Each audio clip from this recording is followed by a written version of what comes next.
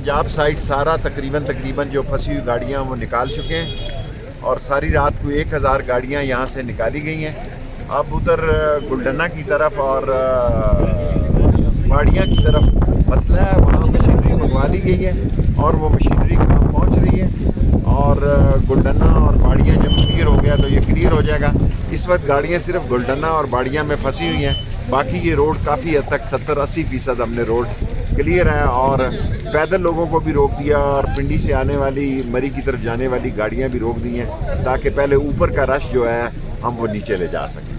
Chief minister صاحب نے کال کی ہے, سارے ریسٹ ہاؤسز بھی یہاں سرکاری کھول دیے گئے ہیں. چیف منسٹر کی ہدایت پہ سارے ریسٹ ہاؤسز بھی کھول دیے ہیں. ہیلی کاپٹر سروس بھی ہم تھوڑی دیر میں شروع کرنے والے ہیں اور ذرا موسم خراب ہے, ذرا موسم بہتر ہوا تو ہیلی کاپٹر سروس بھی شروع ہو جائے گی. اگر کہیں دور دراز کسی جنگل میں بھی کوئی پھنسا ہے تو اس کو بھی ہم ڈھونڈ نکالیں گے انشاءاللہ.